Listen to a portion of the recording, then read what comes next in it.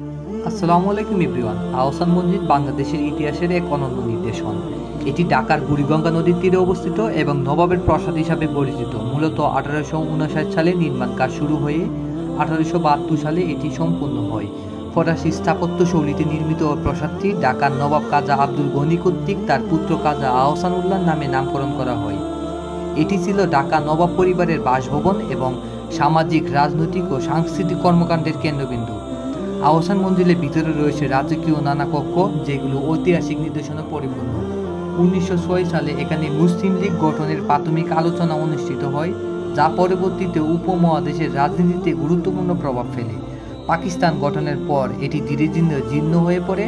পরবর্তীতে বাংলাদেশ সরকার এটি সংরক্ষণ করে জাদুঘরে পরিণত করে।